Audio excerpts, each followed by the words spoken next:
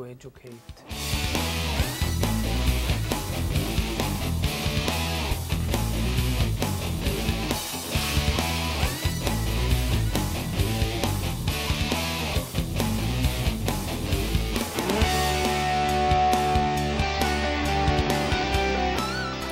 Well, good evening, folks. We have a rare treat tonight. We have someone coming back to do a second show with us with a little different twist than the first show. And here I am filling in for Mr. Mata. And on the other chair here, we've got Chris Pinto tonight. So I'll filling in for you. So I'll let Chris introduce our guest. This is more than a rare treat. We're going to get a little bit of education on the economy from this gentleman. His name is Nicholas Sanchez. Some people call him doctor. Some people call him professor. He was an economics professor most recently at Holy Cross College, and he's an author on a book about economics as well. And he's also going to let us know a little bit about a new publication that he has. He's from Framingham, Mass. now. And welcome back, Dr. Sanchez. Well, just call me Nick, please. Nice seeing you. Welcome back, Nick. Well, do you want me to talk about the book or about the new publication or whichever way you want to do it, sir. This show's all about you, but I think we're in for a treat as far as learning about economics. So you mentioned an online publication. Yes, and the name of the publication is Extra Framingham, where the extra is XTRA Framingham. And what we're trying to do there in many ways is trying to educate the public not only about economics, but about fiscal issues in Framingham, fiscal issues in the state. So, sure. These can apply anywhere. It can be applied anywhere. And, one of my frustrations, and in a sense the frustration that gave rise to the book, is that everybody thinks that Keynesian economics is what everybody agrees to. And, and people don't realize that, there are other types of economics, and I mean, taught at Harvard, taught everywhere else, in particular neoclassical economics and growth theory. I was trained in growth theory.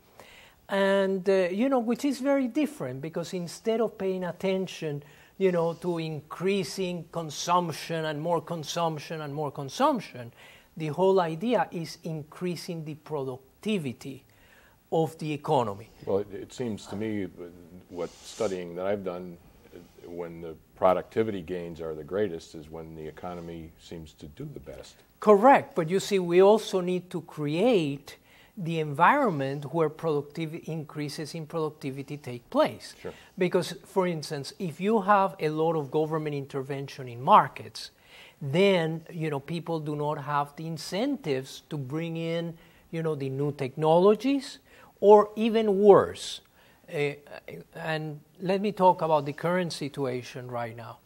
People have ceased to believe in the market process. Now, the market process means that prices signal to producers and to consumers where to produce, what to consume. Mm-hmm. Now, prices have to be positive prices, meaning that suppose you went to a market and you said, well, how much would an apple cost? And somebody said it costs minus 10 cents.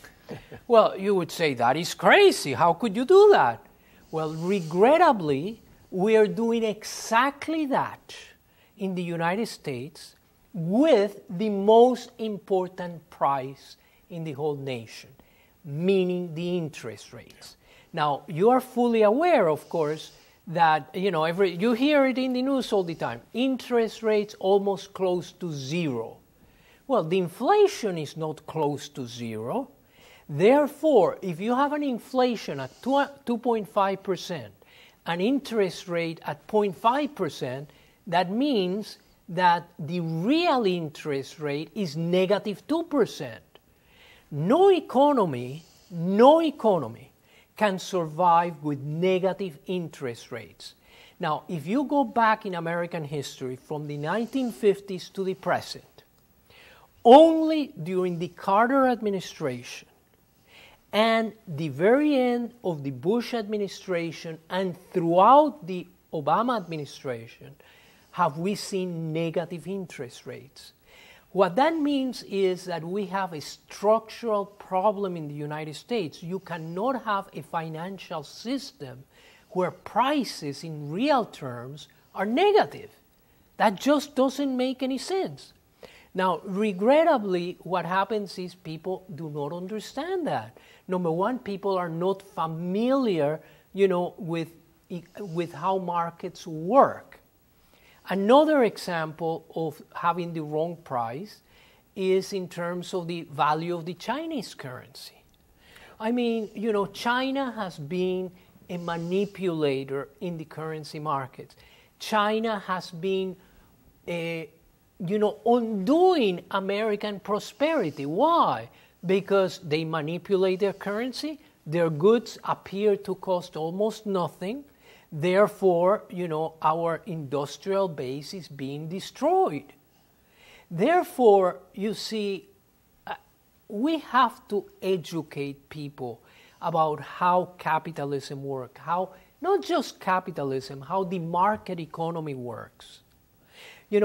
Another price that regrettably is out of kilter are wages. Now, we are in Worcester, right? 2 years ago, because that was, the last statistics that I have for Worcester, you find that the average salary of public school teachers in Worcester is above $80,000. The average salary. Now, when you think, I mean, that is wonderful for the teachers, but it is not good for the economy, because there would be a lot of people willing to work for much lower wages than those wages. Therefore, what we have in the American economy is a problem with interest rates, which are negative interest rates, with the value of the US dollar abroad, particularly because of the manipulation of China, with wages that are not adjusting to market conditions. And until we tackle, those three serious problems, plus the issue, of course, of too much in terms of regulation, which also, creates distortions across the market, we're not going to increase productivity. We're not going to allow the markets to do the work that they are supposed to work. And that is the message, of the book. Not based upon my ideas. These are ideas that are taught at Harvard, literally by Professor Barrow at Harvard, and many other people. Yet, the average person out there still thinks in terms of, oh, no, we have to increase expenditures. Well, no, what you have to increase is the output that people produce. And to increase output, you need markets that work.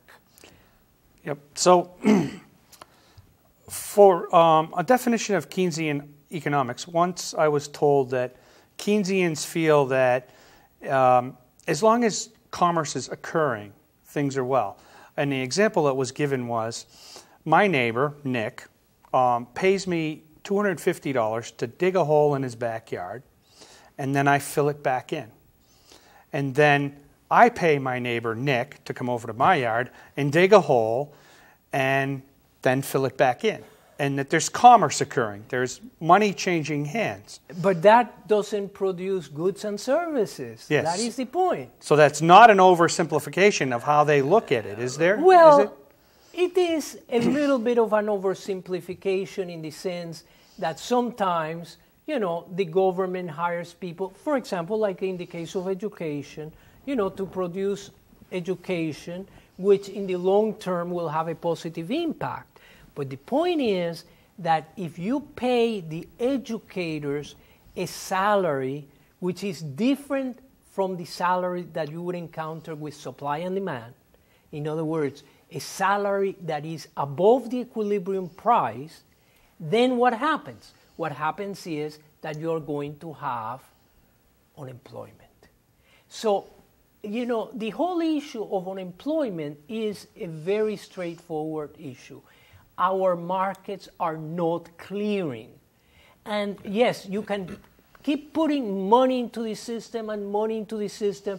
And when you initially put money in the system, you know, yeah, for a little while it works. But ultimately it doesn't work because you're not producing the goods and services. Or in other words, that money has to come from somewhere else, though. No. The money comes from the Federal Reserve Bank, which can create money out of thin air. Let me give you this statistic so that you understand how serious our problem is. There is something called the monetary base in the United States. Mm-hmm. Okay, the monetary base is created by the Federal Reserve Bank. From the year 1917 to the year 2008, the base increased at a normal rate of 6% per year. Even during the Roosevelt years, in other words, Roosevelt did not pay for the expenses of the war, you know, through the creation of money. Okay, remember that. From 1917 to 2008, approximately 6% per year, every year. Increase in the supply of money. Increase in the supply of money. You know what happened from 2008 to the present time? You know what the rate is? The rate is close to 30%. So if you take a look at the graph, you know, the graph is mind-boggling. The graph slowly increases at 6% per annum until 2008. And then in the last year of the Bush administration and throughout the Obama administration, I mean, can you imagine going from 6 to 30% per year? I mean, we face a very serious problem in this country. And incidentally, that can be found for those people who are interested if they go to the Federal Reserve Bank of St. Louis and put monetary base. And people should faint, you know, when they see that graph. I mean, it is the most horrible thing that people can imagine. And of course, what has happened in the last 4 years? What has happened is that the government has created money, you know, and the base like crazy, and then it has been one bailout after another bailout, and, you know, this is not sustainable. This is not sustainable. I mean, this is a real problem that we have. In the short run, it has been sustained because other countries have been willing to accept the American dollar. And of course, you know, the deficits between, you know, for the United States has just increased and increased. But it's not sustainable. Ultimately, foreign countries are going to say, you know, we're not going to take any more dollars. I mean, this is it. So a lot of politics gets involved in economics, the way that folks spin things. And, you know, Washington and certain people will vilify the oil companies and saying, look at the price of gasoline. I had it once explained to me recently that gasoline or oil is traded in U.S. dollars on the international market. And if we have these quantitative easings, as they've been called, where the Federal Reserve Bank just prints more money out of thin air, it devalues the dollar. Therefore, gasoline is going to cost more dollars to buy. And it is costing more dollars to buy because, you know, the foreign countries are aware of what is going on in the American economy, and they realize that, you know, if they want to get the value for a barrel of oil, they have to increase in dollar terms the value of that, the price of that barrel of oil. So, but I mean, how long will this last? I mean, this is the question. How long will it last? Now, we saw, for example, with the low interest rates, which was what initially concerned me. Okay, with the low interest rate, you know, you saw the increase in the value of housing. And housing kept going up and kept going up and kept going up. It was a bubble. And we knew that the bubble would burst. The question was when. You know, because Bernie said it wasn't gonna burst. regrettably, the problem is that, yes, economic theory works, but we cannot tell exactly when, because, you know, when will the bubble burst? You know, we don't know. But it is the same with the value of the dollar. Yep. I mean, we have been creating dollars like crazy. I mean, literally like crazy. So as long as everybody else in foreign countries accepts it, it's okay, but it's not sustainable. So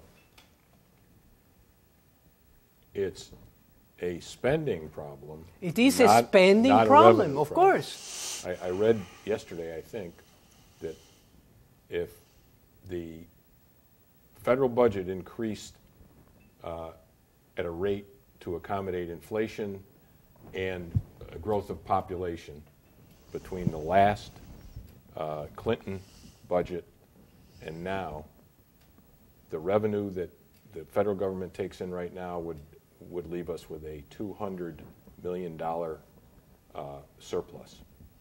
Right. In other words, what has happened is that the percentage of federal expenditures has risen from about, 22% to 26%.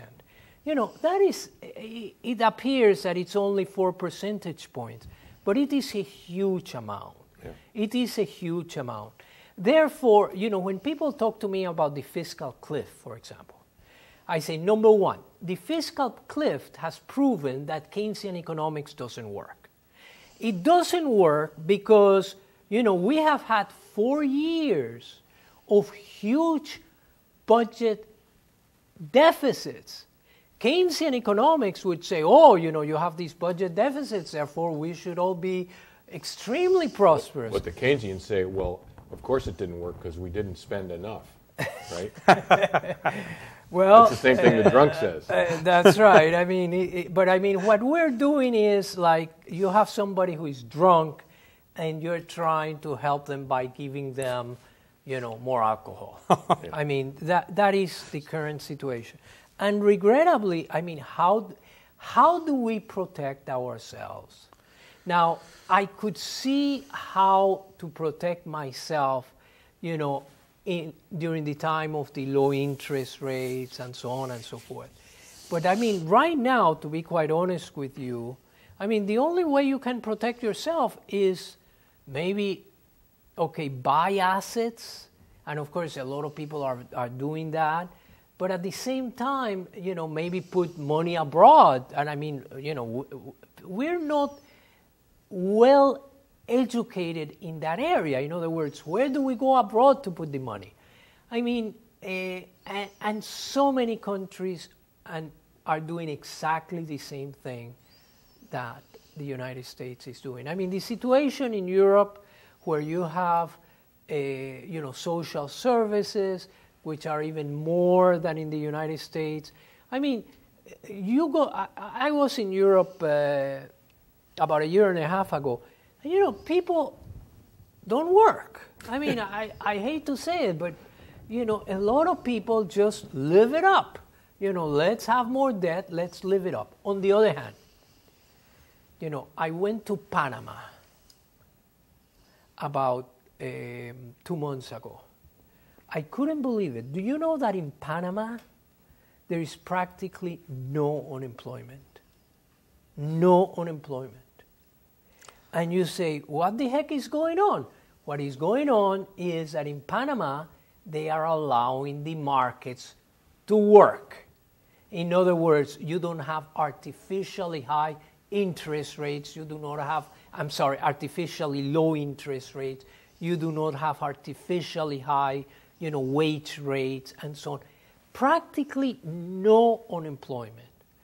And you say, if they can do it in a country like that, you go to Panama City and you see it.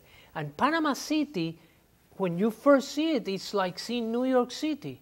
I mean, the growth is tremendous. Okay? Well, people are working. I couldn't see anybody unemployed. I literally couldn't see anybody unemployed. But look what happens here when the government in a state like Michigan passes a right-to-work law. Correct. To try and align the market demand with what people are going to work for and what people are willing to pay. And a state that's literally bankrupt, right. The city of Detroit looks like Berlin after the Blitz. That's right. Yet people were, a good share of people made a lot of noise about that, although I think that in general the population... Well, the situation in the Midwest is where people are understanding, that right-to-work laws help the individual states. I mean, it's not a national thing because, right-to-work is something at the state level. So, I mean, maybe we should propose right-to-work legislation in Massachusetts. I mean, at first, you're going to get into big trouble. And you see, gets back to your point, where politics intervenes. Well, we need a governor who's not going to veto it, first of all. No, I know, but I think, we are in such perilous situation that we have to educate the public. Yes. And we have to tell the public, look, you want markets have to be allowed to work. And if you do not allow those markets to work, it's going to be a disaster. Yes. So I don't know if you've watched what has happened in recent years in Canada. Canada's economy was, in the dumps. Right. It was not doing very well. And they got a new, prime minister that they have in Canada I think it's about 3 or 4 years ago now. And one of the first things he did was he slashed the size of government. He laid off tens of thousands of government workers. He cut the tax rate and he lowered regulation. For about 6 months, there was a huge spike in unemployment and there was an outcry. They wanted to, lynch this guy and get rid of him. Right. But about 9, 12 months later, their economy started to turn around. Right. Because they took all the burdens off of the private sector. The exorbitant taxes to support this, huge government, huge unnecessary government. Right. And then all these folks that were previously employed in the public sector lost their jobs, but as the economy blossomed, they all found good jobs paying just as well in the private sector. And now, Canada looks like a bigger economic power than the United States. Well, Canada had no housing bubble either because they didn't have Fannie and Freddie to mess it up. True. That was another factor. But, let us take the educational sector. I mean, what we could do is let us reduce salaries to 70% of what they are now, and then hire more teachers. So, you see, it's not that you even need to, fire everybody. No. If people accepted wage cuts, then you can hire more people. You see, and this is the way that things need to be presented. The teacher ratios today are as low as they've ever been. Yeah. Where the growth has been is in the administrative side, at least in the public schools. In the public schools. In Massachusetts and most places. Yeah. But you're right. Yeah, but we could have more teachers. People say, well, let's have more teachers. I say, let's have more teachers. Let's cut back on administration expenses. Let's cut back on teachers' salaries. Somewhat. I mean, it doesn't have to be 50%. I mean, 80%, of their salary, fine. But reduce those salaries. Well, and you don't even have to touch the folks that are currently employed. You just reset. That's another way of doing it. Resetting the salary structure. And that's happened in public sector in a lot of states. It has. That I'm aware of. It has in some states, not a lot. And the pension programs have been reset. Yeah, the pension programs are incredible. I mean, unfunded liabilities are huge all over the United States. But it is because the politicians like to get elected. And one way of getting elected is saying, we promise you things in the future. And in the future, and in the future. And the future comes sooner than they think, and the future is here. Right, but there's no feedback to those politicians that struck the deal. I know. There is no feedback, and it's sad what is happening. It is really sad, but somehow we have to deal with So, it. so you get these wet behind the ears students in your classes that have that need to learn about the truth about economics, not what they read in the funny papers and see on the nightly news. What's the first thing that you do to get their attention? Well, to get their attention, it's funny. In some classes, the first thing I do, the first day of classes, I give them a test. And, but tests that involves only facts. For example, students don't realize how money is created. Yeah. So, you give them questions and they say, oh, it is created this way, that way. I mean, they don't understand, for example, the role of the monetary base, in the creation of money. And, once the students realize that there is some basic information that they do not know, then I come up with the question, why don't you know that? And of course, their response is, nobody ever taught me that. So I did enjoy quite a bit teaching. On the other hand, as the age difference grows, it becomes harder and harder to teach. One time in my class I talked about Ted Williams, and half the class raised their hand and said, "Who is that?" Really? Oh yes. Here in Massachusetts. In Massachusetts, I couldn't believe it. I mean, I couldn't believe it. And actually, that day I said, I think I have to retire because,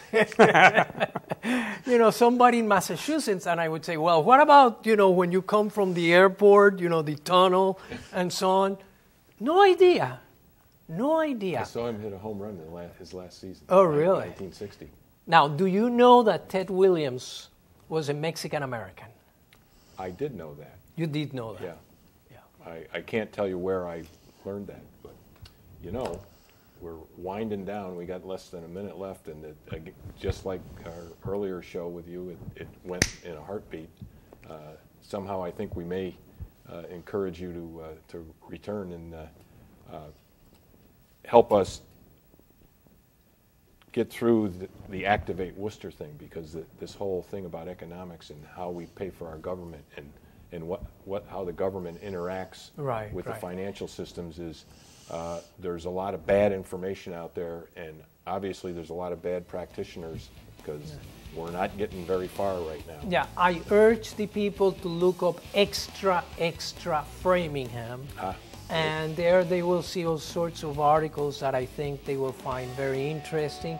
And of course they can, write to me at the address that was given on the program, and I will be happy to return their letter. Okay, thank you. We might be able to get that link up on our web or whatever. Okay, good. So.